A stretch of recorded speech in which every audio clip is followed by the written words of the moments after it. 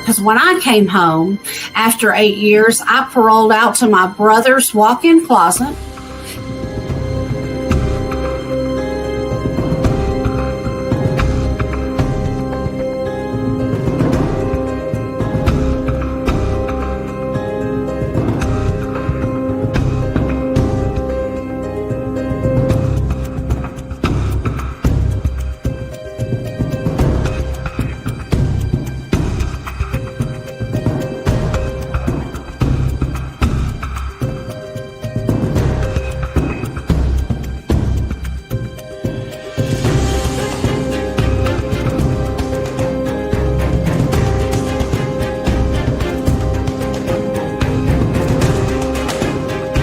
I still got 3 years of parole left.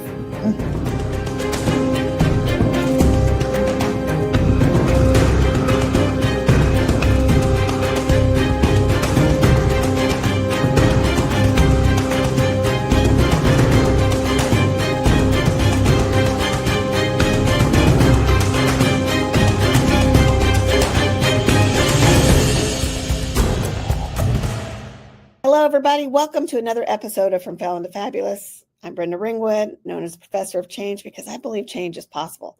I also fit the mold from Felon to Fabulous because, change is real, but you have to want it, and you have to go after it, and you have to make it happen. Tonight's episode is going to be a little different. We have a family member of somebody who was murdered, and she gave the gift of forgiveness. Did you hear me on that? Izzy's tied up tonight. Terrence is tied up tonight. So I got a special guest with us. I'm going to bring up Brian Ramey. Hey, Brian. Hello, Brenda. How are you? I'm good. Thanks for joining us tonight. Absolutely. Ready to get this kicked off. What do you feel about forgiveness? Well, forgiveness, even though some people think it might be kind of simple and easy, it's not. Mm-mm. And forgiveness truly is about you. It's not about the people that you're forgiving, because it breaks your chains of the bondage you're under. They don't know when you give forgiveness, you no longer have to feel that bondage any longer. You're right. It's freedom. But notice I said forgiveness. I didn't say forget. Yeah, there's a difference. There's a difference. And a lot of people too, you don't have to trust when you forgive. Nope. So many things on that. So we're going to bring up Sherry Harris, and we're going to let her share her story. That's awesome. Hi, Sherry. Welcome. Hi. Thanks for having me. So we just kind of touched on your story. Why don't you fill us in a little bit about what happened? Because you told us you were 21 when this happened, very young. Ma'am. I had just turned 21. Yes. I want to say July the 22nd, 1990. My mommy had called me. I was at out and about. She had called me. She had my youngest. My youngest was basically like her son. He was 1.5 years. My youngest was 7 months old. So I was out and about. She had got several phone calls from the friend, and he would call and ask for her, and I would say she's not home.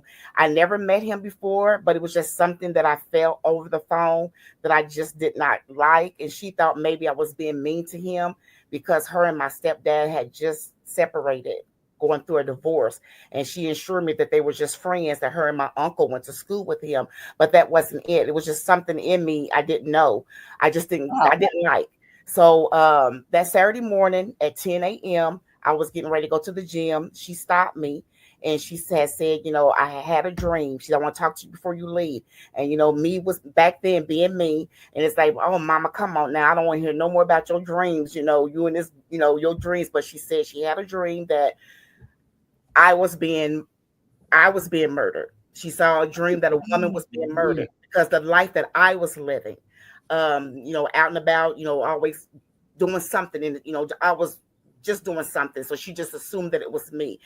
So I said, okay, Mom. I was like, nothing's going to happen to me. I'm good. She said, no, I want you to hear me. She said, the parents is not supposed to be bearing their child. It's supposed to be the other way around. The child's supposed to bear the parents.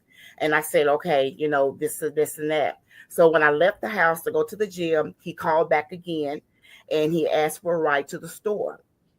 I wasn't at home to intercept the phone call. She went to pick him up the first time, took him to the store. She comes back home. He calls back later on that afternoon, needed another ride to the store. So she calls me where I was at, asked me to come home to get my son and get the foster kids because she was a foster parent. And I said, I was like, well, why? I was like, you just took, that man to the store earlier. Why you got to go back and take him? She said it was something that he forgot. So I was upset, but I went ahead and I went. By the time I got to the house, she was going out the front door. She stopped. It's like she just knew something. And she stopped and asked for a hug and a kiss. And I said, no. She's asked me again, and I said no. She asked me the third time. I still said no. She walked out.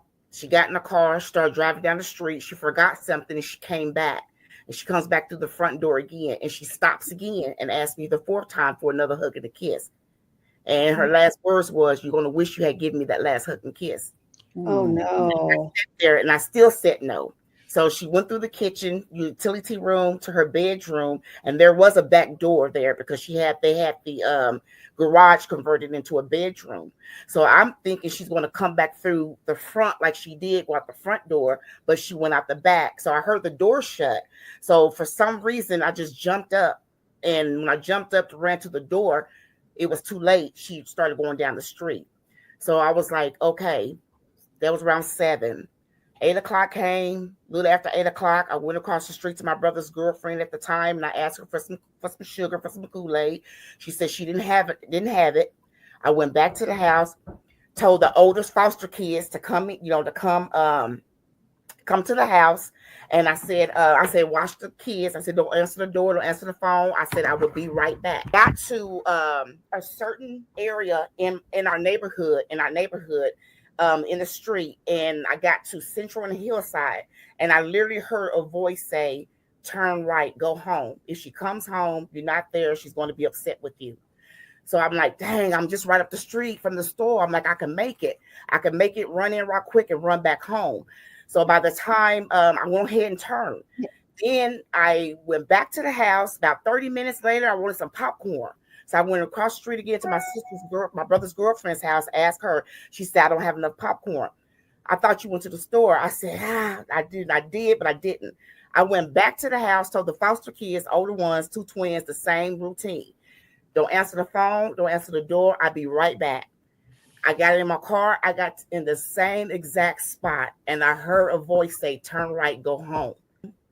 When I got back to the house, not knowing the reason why I did what I did, I just kept hearing the voice. My mommy had a relationship with God. I didn't. And I never understood why I was hearing the things that I was hearing. So by the time I got back to the house, the second time, about 9 o'clock came, about 1 a.m., there was a knock at the door. So I got up, and the foster kids was all laying in the living room on the floor, sleeping, watching TV. Some were asleep. And I said, who is it? And I opened up the door. He was trying to peep in, and I pushed him and shut the door, and I locked it. And I'm like, who are you? And he was like, they got your mom, they got my uncle. I just want to get her, I come to get her debit card or bank card. All they want is the money. They're going to let her go. And I'm like, whoa, wait a minute. Like, what's going on? And I was like, do you see a car out there? He was like, no, I don't. I said, well, then that should let you know she ain't here. Unaware of the time. I didn't know it was 1 a.m. at the time. So he was like, don't call the police. And, I'm going to help get her back. So when I locked the door, I ran down to my god sister's house, which was at the corner of our block. There was another man that was standing there next to my god uncle and aunt. He was standing there next to the truck, and he startled me because this is like pitch dark. So I jumped, and I'm like, whoa, wait a minute. I'm like, that ain't the best thing to be doing. I said, you got yourself, knocked out. And I had a very smart mouth. Like I said, didn't mind, didn't care. So I went in the house crying, and my sister picked the phone up, called 911. The man that was at my home that was there walked into my sister's house, opened the door, and just walked in unannounced. And then my family looking at him like, wait a minute, who are you? Oh, she's calling the police. She calling the police. Told the other dude, so they ran, not knowing she was already deceased. You said that you was trying to get her back. I didn't know that she was already deceased. Had no way of knowing that. So years later, the reason why that voice was telling me to turn right, go home, if I had ignored that voice and went to the store, which I've always did, ignored it, my life would have been gone as well. because the first time I left, they were at the first bank, which was across the street from the grocery store. I would have seen her car and I would have went over there. The second time I left, they were up the street from the bank was up the street from the store. I would have seen her car and I would have went over there. So me not knowing, unaware, it was God that was protecting me, was saving me, was keeping me. But when it came down to before the trial came to get the information, I don't know how I knew it. Everything happened. I told the detectives what happened. It's like I seen everything in a dream. Let me just say that I saw everything in a dream, and I was screaming, and I had long nails, and I was clawing at my face and clawing at my arms. My brother came in there, woke me up, and said, "Ann, you dream? What's going on?" He woke me up. My face was bleeding. My arms was bleeding. Wow. I literally saw what they was doing to her, and I was screaming, and it was like she couldn't hear me. So when the trial came, the detectives was pulling me out in the hallway and said, "You said you wasn't there." I said, "No, I wasn't." He said, "Well, how did you know X, Y, and Z? And you weren't there. You was at home." I said, "I was home. I wasn't present." But I basically told them everything just about what happened to her and what the guys did to her. And they already knew that from the investigation. Yes.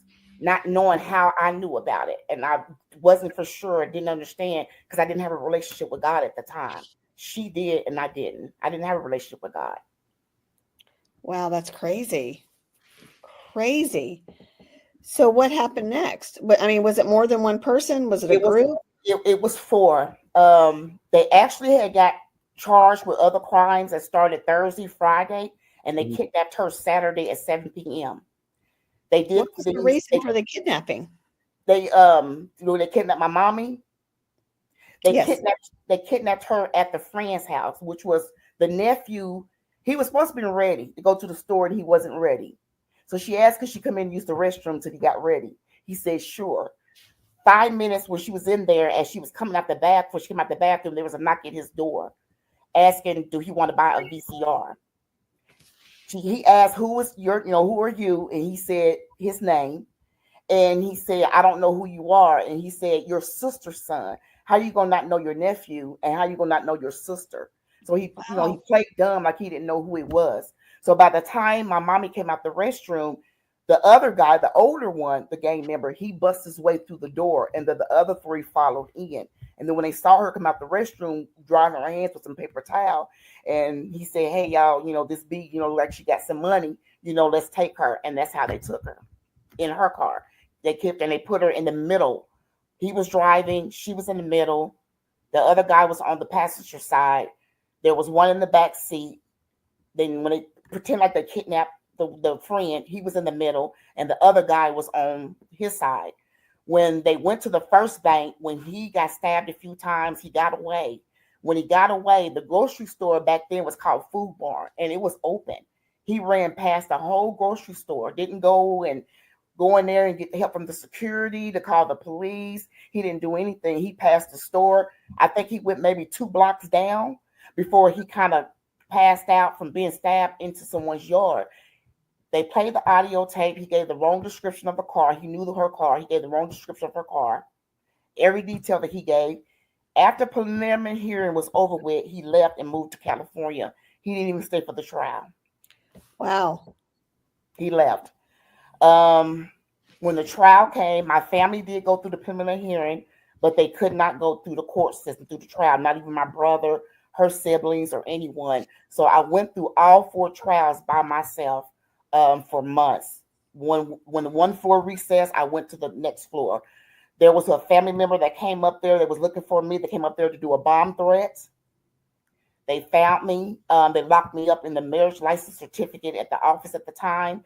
There was another guy that was following me on the elevator. And I heard the voice of God again say, when that door opened up, get off. And I stood there and it opened. This tall detective walked in. When he walked in, I jumped out and the Lord said, now. And I jumped off. I went through the stairs. So as I'm going down the staircase, he got off the next floor and I heard the door above me shut. He started following me through the stairwell, but they found me and then they got me and then they had, made sure I was secure and safe. There was some that was coming up to my school, Votech school, for training for CNA. They was putting sticky notes on my car, my windshield. There was some that was putting sticky notes on my locker. It was a lot. I went through a lot just because I was the only one that stood up to see this thing all the way to the end. Wow. When they did do what they did, not knowing that she was already deceased, she has a goddaughter that was a caseworker, and she was the one that placed majority of the kids in our home. Her and her friend was walking in the neighborhood off Webb Road about 5 in the morning, 5:30, 6 o'clock in the morning, and they saw a body, but she had no way of knowing it was her body. All three of them, did what they did, to her, with her and everything, all but one. The youngest one was the only one that did not sexually assault her. The youngest one, he was the only one that did not sexually assault her. But the other three did. There's just no sense in all of that. It's crazy. Yes, ma'am. Yes, absolutely. How old was she? She was 42. Yeah. She was 42. Wow. She had just turned 42 May. She was in her last semester to be a social worker at WSU. She was in school. She was in her very last semester.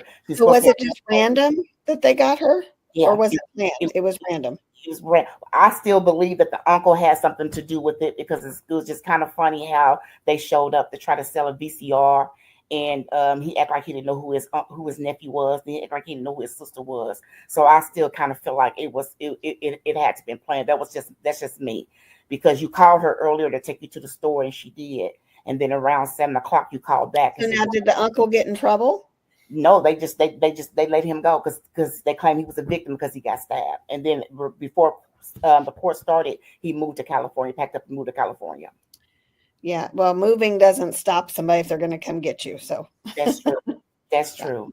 Especially if it's there. So how much time did these guys get? Well, for her case, Nola Folsom, the district attorney, gave them the hard 40, but they done stuff to people that Thursday, Friday, and then Saturday during the day. So they got charged for those crimes as well. Oh my goodness. It was like a birthday celebration, as they say, is what they were doing. It's like they didn't get life. No. They got charged for the other crimes, but on hers alone, they got 40 years just for her. So you take a life, but you don't have to give your life. Mm-hmm. Mm-hmm. And I tell people, I was just telling my in-law just yesterday was talking about the death penalty and stuff. And I told her, I said, I don't agree with the death penalty. And I told her the reason why I don't, because I feel like that's a cop-out. That's a giving them a way out of what it was that they done, of not looking at the four walls or being reminded that they took a life, and to me, that's just like, it's just a cop-out, giving them a way out so they won't be here to think about it or have to be reminded every day, of what they did. When I do remember the day that he walked in, the oldest one, the day that he walked into the courtroom, I looked like her. So he kind of jumped a little bit, kind of like it did like a double take kind of look. And when he did that, and I looked dead at him, and I do remember saying, I said, I look just like her, huh? And he couldn't say anything. Wow. He cussed the judge out. He cussed the news people out. He even cussed his own attorney out. But when I had the chance to get up and speak, he just sat there, and couldn't say anything though. But yeah. Okay. Well, I'm trying to think, if I was in your shoes, how hard it would be for me to forgive them. So talk through that process. How long did it take for you to actually forgive them? It was a long time.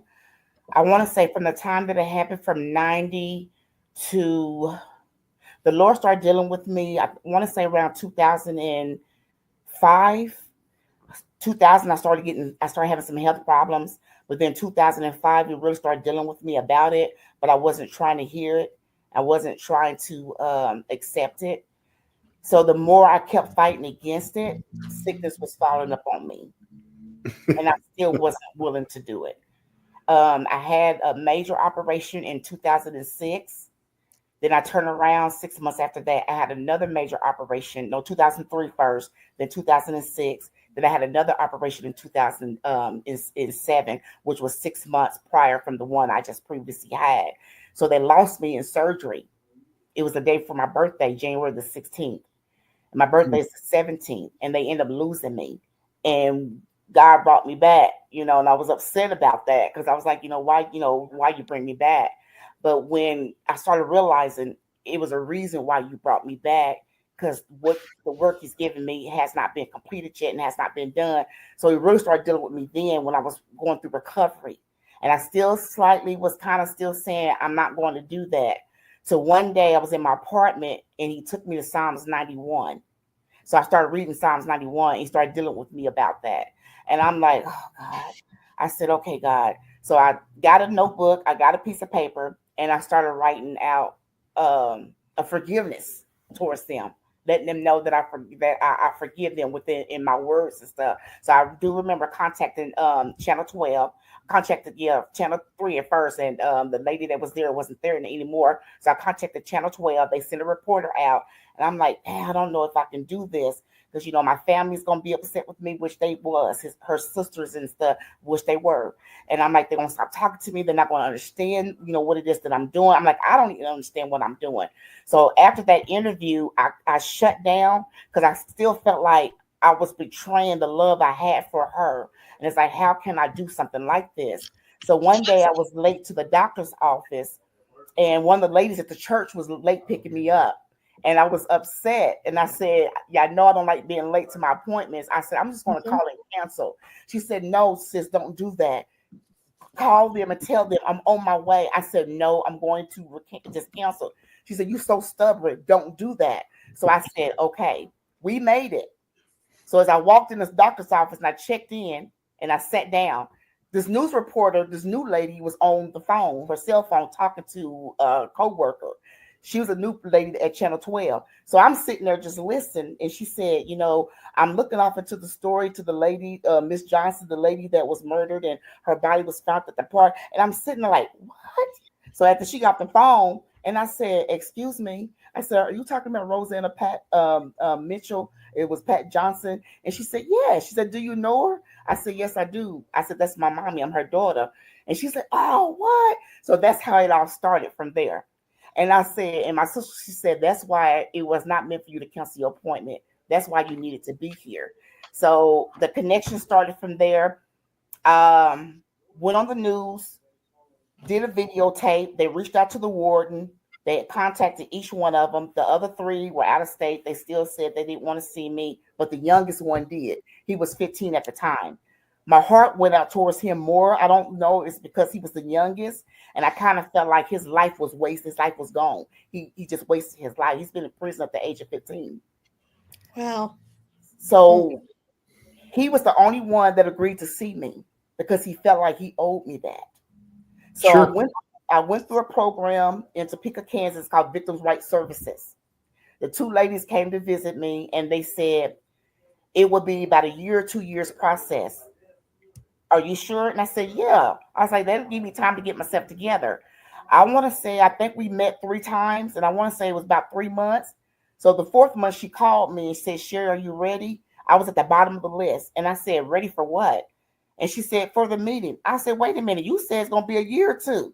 I said, it's only been 3 months. And she said, you was at the bottom. And it was, to me, it was like God literally just came and just took everybody's name off the list that was before me and put my name at the top of the list. She said, wow. We're ready to go. So they came back to Wichita to meet with me, to go through the process. They came back again twice, and she said, okay, we're ready. Meet us in El Dorado. So me and my god sister, we went. They went with me as my support, person. We walked in the room. Channel 12 couldn't go in. They had to stay outside and to interview me after I left. And then they said, well, we'll be through probably about 30 minutes, maybe 45 minutes. I want to say end up being almost a 3-hour visit. Woo-wee. 3-hour visit. The first time we went in there, when I went in there and I seen his shirt and I backed up and I said, oh no, I can't go in there just yet. So they said, just get yourself together. I did. Finally went in there. What nothing before in front of us, just sitting across the table. That was it. That was all of this in Wichita? Mm-hmm. In El Dorado, Kansas. He had his two support people with him. I had my two with me plus my god sister. So I had three people that was with me. The tension was tight in the room. So I told my god sister, I said, wait a minute, before we get started, I said, do you mind if we pray? And they said no. So I told her to pray, and she prayed. Tension still wasn't right. So I said, okay, about 30 minutes. I said, no. I said, I got to go to the restroom for a minute. So she accompanied me to the restroom. We both went. I said, I need you to pray again. And she prayed with me in the restroom. And it took me a minute. By the time we went back into the room, I can literally felt the presence, the heaviness was gone. It was gone. So I sat back down. We sat there. I answered everything. I answered. I asked him, and he answered everything. He said, I felt like I asked him why. He said, because I felt like I owed you that. He said, the man that I am today, I wish I was that man back then, even if it would have cost him his life, but he was only 15 years old. Wow. So what was your mother's name? Rosanna Pat Johnson. It's actually Mitchell. Rosanna Pat Mitchell. Everybody called her Patsy or Pat. Okay. So we sat there, we talked. Like I said, been 3 hours. By the time the visit was over with, I'm asking all these questions, tears just rolling down my face as he's answering them. And it's like, oh my God. I say, God, you sure? I was like, why you put me through this? I'm like, why? I'm like, why? So after it was over with, I extended my hand out to shake his hand. And the Lord said, embrace him. I said, I turned around with my back to him. I said, you got to be crazy. I said, you must be wrong. I don't mean to laugh. I said, I'm not about to embrace this boy. I said, you crazy. So I turned back around, extended my hand out again. And the Lord said, I said, embrace him. I turned back around again. I said, yeah, you definitely smoking sheetrock because I'm not about to embrace this man. I said, you crazy. Turned back around. I put my hand out again. When I put my hand out again, he grabbed it and just laid his head on my shoulder and just broke down crying like a baby. Wow. So when will these guys get out? And how do you feel about that? Because for her case, yes. I want to say one of them is maybe 2038. Because that'll be here before we know it. Yeah, I think one is 35. The only thing I pray and hope, and I really do, that they actually change from it, not getting out to cause more harm to other people. Right. That's the only thing that's what my wish is, what my prayer is, that they're not getting out and causing harm. But I feel like if you're still doing things in prison, you're still getting in trouble in prison, you're still doing things in prison, to me, you haven't learned nothing. Because you should be advocating to help younger generation that's coming in, to be able to help them, to be able to lead them to do better, to do different. And if I see that you're still doing stuff yourself and you're not doing that, I feel like you haven't changed. Sherry.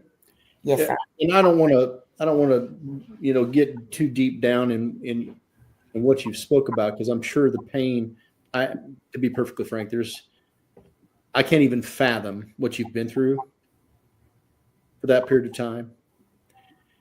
And it's interesting that it took you 15 years to get you where God, what you were willing to actually take that step. Yes, sir. What I have found in my own life, and so I just want to ask this question of you: do you have to forgive them daily? I do. And I think that's important for people to hear. I do. Because we think a lot of times we think forgiveness is just instant. It's over. I forgave you. I'm done. And again, I don't even want to act like I've been what you've been through, because I have no way of knowing. But I know in my own situations, I have seen that I had to continue to forgive someone for what they've done. And in your situation, I mean, when I heard you say, I hope they don't get out, I can tell that that's a burden that I know you've laid at God's feet. Mm-hmm. but you have to, he constantly puts his wings around you. It says it's okay to forgive. Mm-hmm. Give again. Forgive again. Forgive again. Yes. And that's to me, that's a daily deal a lot of times.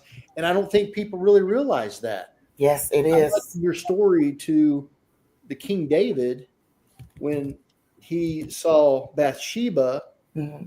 But then if you go later in the book, in Samuel, it talks about his son Absalom resented him for what he's done. Yes. Kicked him out of the country, but David had to continue to forgive and forgive and forgive because that was his son. Yes. And then obviously, Absalom, the story, Absalom gets hung on a tree. Mm-hmm. So I see that you have to go to the cross. Probably, and I don't want to put words in your mouth. That's not fair. But you want to go to the cross daily to forgive. You have to forgive. I do. And so I think that's important for people to really understand that it's just not one time. No.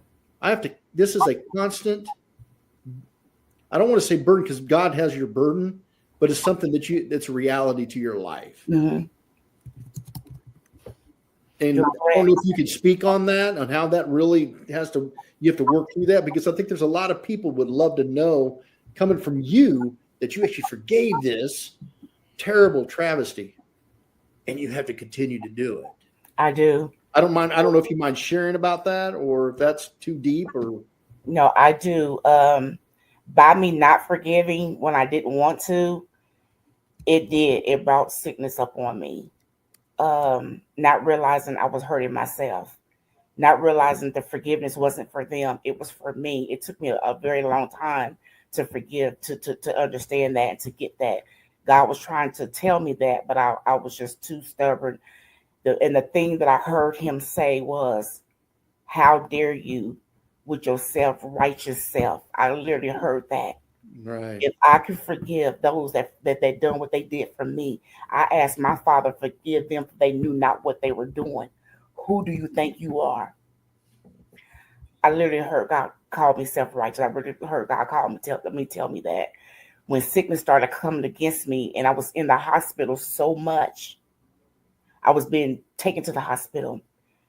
I went and admitted myself in the mental institution because they was looking for me to admit me. So I went and committed myself to keep them from doing it.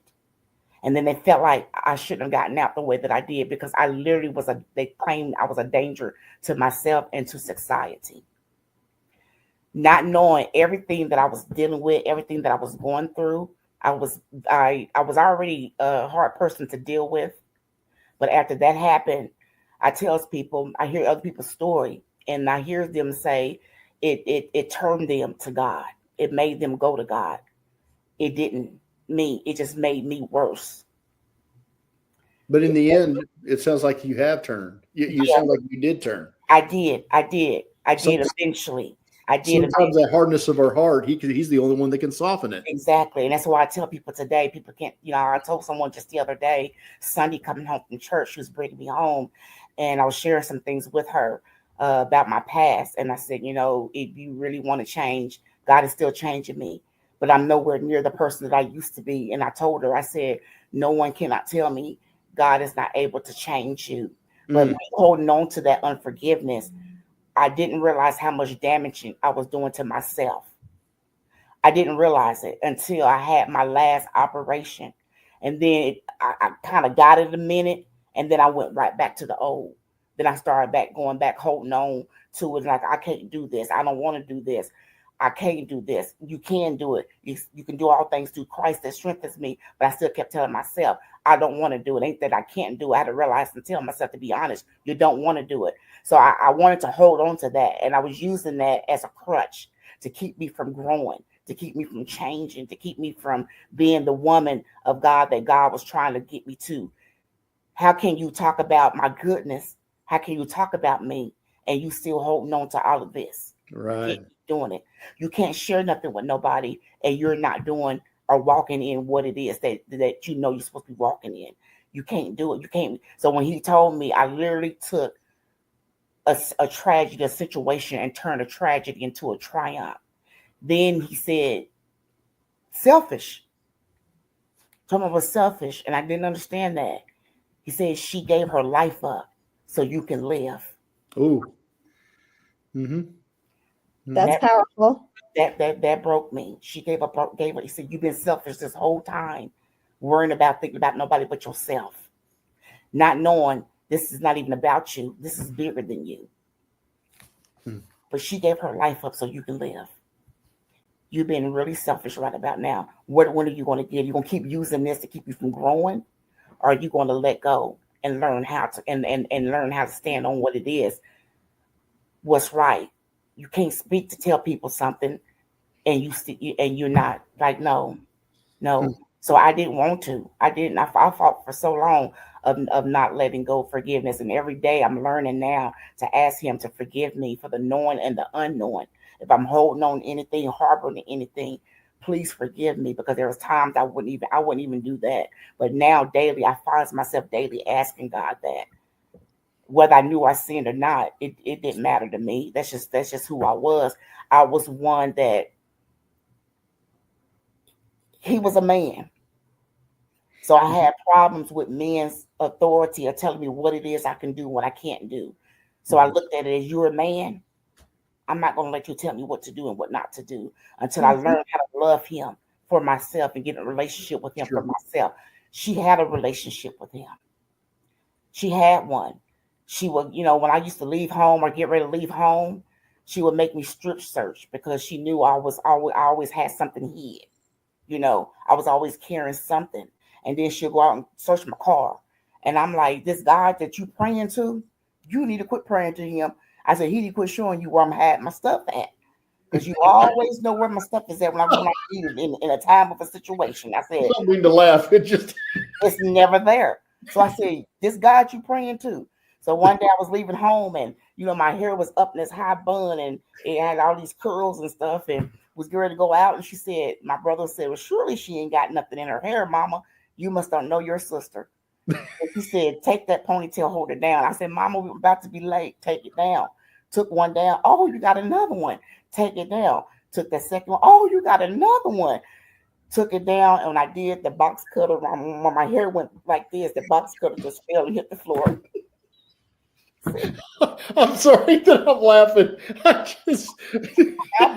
My brother hit the floor and he said, my mama said, I told you she had something in her head because her ponytail was up too high. She had too many pin curls in it. I knew she had something in her hair.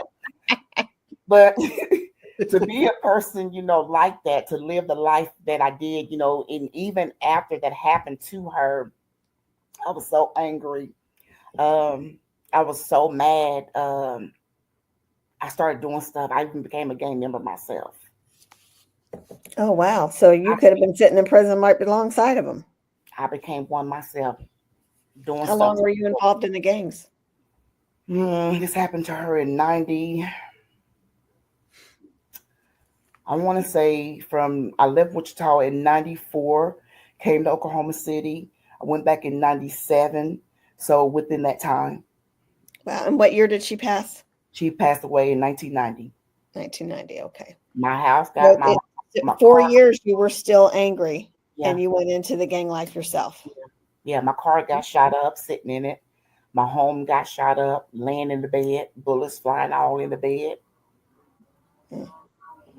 And not realizing God was protecting me. But you're still alive. So let me ask you this, although you seems like you were fighting it, maybe the death of your mother is what God, if she was already a believer, we know where she's at. Yes. Maybe this was his wake-up call to get you. He knew this was what it was going to take to get you. Yes. It took a long time for me to get that. Yes, ma'am. Mm-hmm. It took a long time for me to get that. It took a long time because I didn't understand the person that she was. How could something like this happen to her? She had just got back from Hawaii with some girlfriends. And I stayed home and kept the foster kids while she left. And she had made a comment. She said, keep the kids good. I come back, every one of them's alive. The house ain't burnt down. You ain't killed none of them. She was like, I got something for you. I said, okay. So she came back. All the kids was all counted for. The house wasn't burnt down. So she said, we're going to go to Las Vegas. Her and another girlfriend. And I said, I got to stay home and keep these kids again. And she said, no, I'm going to take you because you did good. And we were supposed to be leaving in the middle of August. And she had just purchased another home, a bigger home, to take in more foster kids. Wow. We was in a 4-bedroom.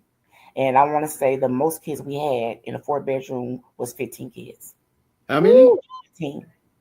15? Besides my 2. The rest was foster kids. Total 15 kids. Oh. Yes. Back then, they didn't allow kids laying on the floor on a pallet or nothing like that. But no one in Wichita wanted to take them. So they override her because they knew they called her at 1, 2 o'clock in the morning. She was going to get up and say, yes, bring them. So it kind of sounds like to me, remember that movie just came out like a year or 2 ago about that whole town adopting all them kids? I haven't seen it. Yeah, man. You want to talk about bringing a little bit some tears to your eye. It will do it. The whole town stood up and adopted. All by a pastor saying it. So where are you at now far as in your journey that you would like to say to other people that may be feeling the same things that you're feeling? Because I see people a lot of times that are in the same situation or even a lighter situation where we see it as a badge of honor to hold on to that bitterness and that anger and that frustration, that hate. And we see it as a badge of honor, but you were released from that badge of honor. You threw open your jail cell and you walked out. So how would you want to share with other people? What's the next step for Sherry and how you would communicate to others how to get through this? To let them know it's not worth holding on to. To let them know that they can be free. For so long, I didn't realize that the forgiveness was for me. And then when I realized that, it started freeing me of things started falling off of me. I started getting my health was starting to come back together, but for so long, it was gone. But in order to be able to tell people that it's better to let go and it's better to move on and to trust God, because the only person that can bring you through is God. If you don't have him, you're not gonna make it. If you ain't got God, you're not gonna make it. You're just not. So what is your personality like now compared to where it was? It's better. It's better because then I didn't like people. I didn't talk to people. I didn't smile. When I went to this one church and the pastor, she said, "Oh my God, I didn't know you had any teeth because we never seen your teeth because you never smile." So I was like, "Huh?" She said, "You never smile." I said, "Are you serious?" She said, "You never smile." She said, "You come to church Sunday after Sunday, sit there in that front chair." And she said, "You never would smile." I didn't like people and I didn't associate with people. I didn't talk to people. So now, have a good night. Have a blessed night. So now I enjoy God is still working with me on it because he said people is not going to know what I've done for you and what I've done through you if you don't open up and if you don't open your mouth up and you don't share. For so long, all I did was sat on it. I wouldn't say nothing. He said, in order to free yourself, you got to share it. You got to open your mouth up and you got to talk about it. He said, when you talk about it, the more you talk about it, the more it's going to free you up. The more it's going to help you and get you to a place. He said, I sit here, I talk to him all the time, but it's like there still was like a hole. He said, when you open your mouth up and begin, and I was like, well, I don't talk like everybody. I said, I don't pronounce words like everybody. And it was like a hinder as well. You worried about all that other stuff.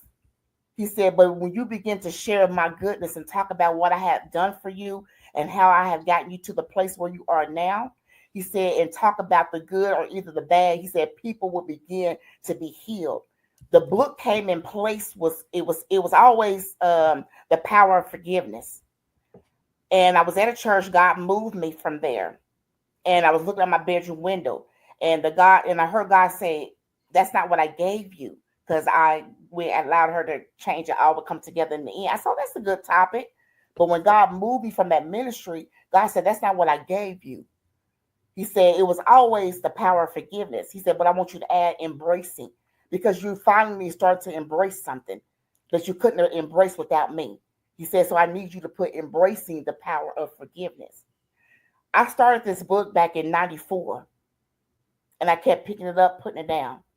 And I thought I wasn't good enough. I said, I can't do it. I can't write no book. December the 27th of 2022, my granddaughter was here visiting from Christmas break from Wichita. She came to my bedroom. She said, Nana, what happened to the book? I don't want to talk about that right now. I said, I'll get to it. She said, no, Nana. She said, you got to get that book finished. I said, I will. I looked at it on my table, looked at it, got up, got it, put it on my bed. Okay, God, what you want me to do with it? God came in on December the 28th, 2022, and rewrote the whole entire book.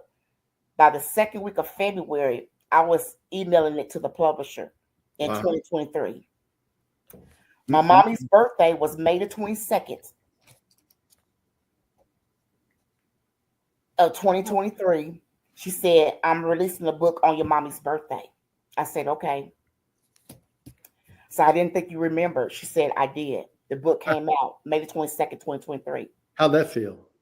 It felt good. I couldn't believe it. God gave her her name is Paula, the publisher. God gave her the vision, and she executed the vision. She did what God gave her. God put that book together. Nobody couldn't put it together better than he could. I had my first book signing here July the 22nd.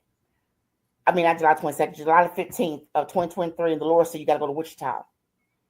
I said, I ain't going back to Kansas. I said, no, I ain't doing that. I said, no. I love it. No. I said, no, End up doing just what God said. I was in the kitchen one day cooking on FaceTime with my grandbaby, and I screamed. She said, Nana, what's wrong? What's wrong? Did you hurt yourself? I said, no. She said, what happened? I said, oh my God, baby. I said, and tears started rolling down my face. I said, the book signing in Wichita was July the 22nd, 2023. It fell on the same exact anniversary on the day that she was taken. She was killed July 22nd, 1990. The book signing was July 22nd, 2023 in Wichita, Kansas. Later. The book signing was at 7 p.m. She was kidnapped at 7 p.m. Wow. I came home. I slipped off into depression because there was a lot. I put the book down. I said, couple months after that, God started dealing with me. I said, okay, God, I can do this. So I started speaking life back into the book.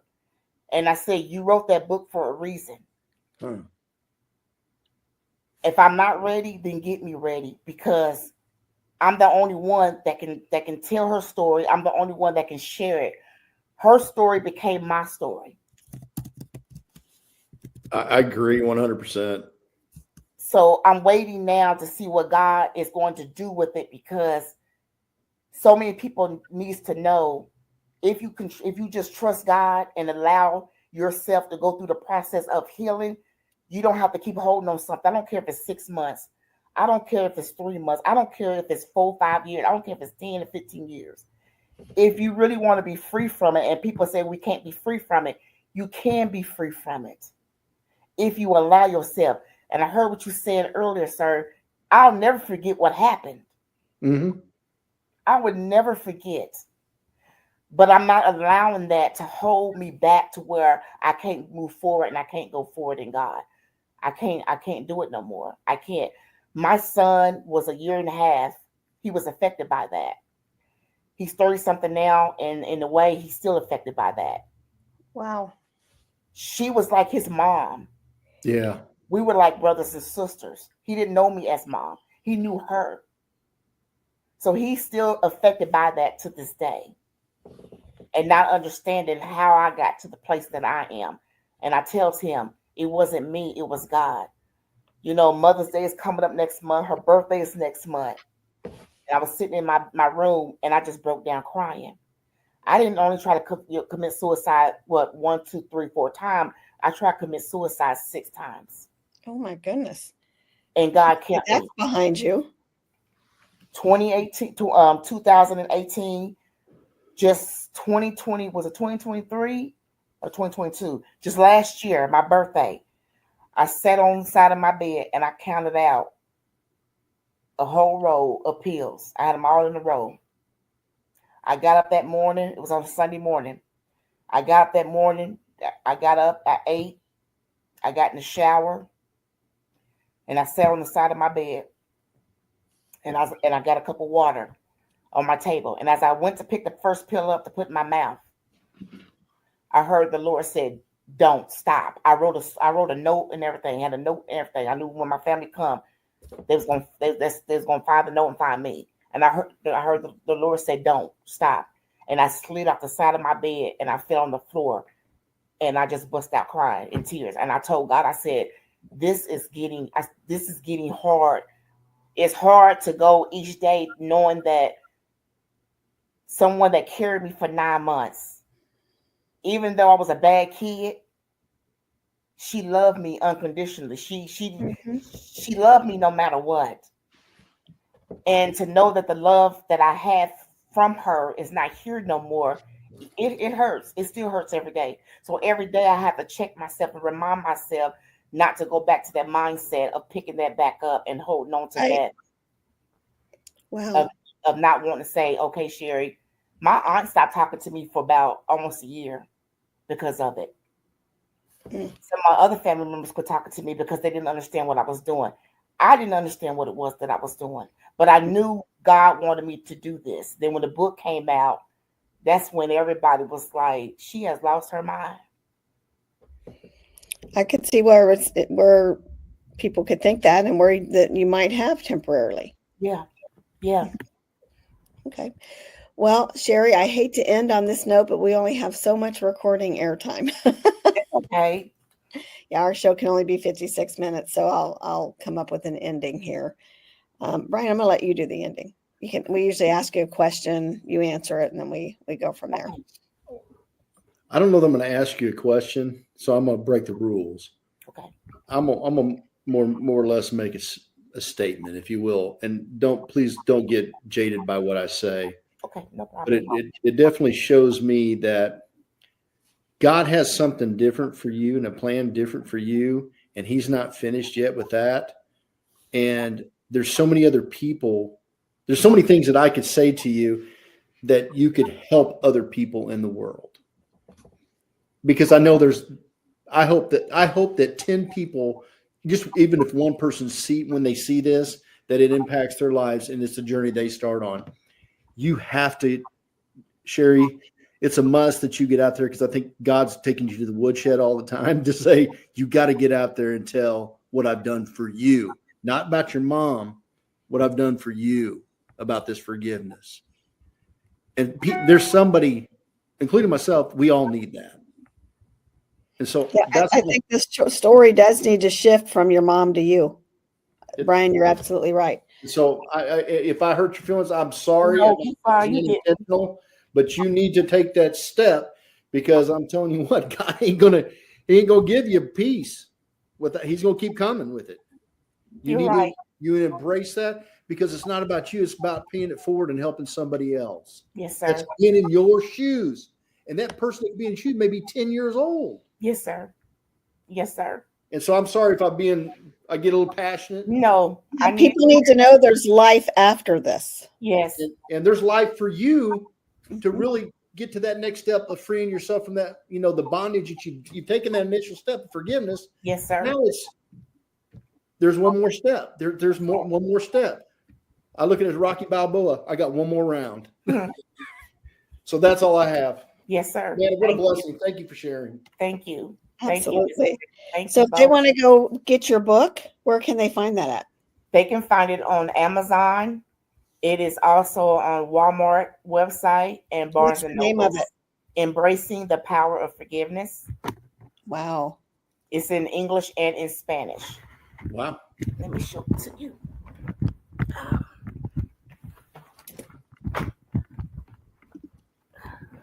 This is the book. Okay. And all 3 photos up top is her. And then one in the back with me and her when I was a teenager. Okay. But that's the book. Beautiful. Thank you. That's all that's all really I can say, Sherry, is thank you. Thank you, guys. Thank you for the opportunity. And keep in mind, God's not done with you. You're still here. Yes, ma'am. Yes, You still have a purpose, and I would love to see you just thrive in that purpose. Yes, ma'am. So, well, thank you, Sherry. Guys, reach out, support her by getting the book, and stay tuned for more episodes coming up soon on From Felon to Fabulous. Or do you want to be the person that's helpful, that soothes, that loves? Because you can still stand tall and be as big as you want to be when you are this person.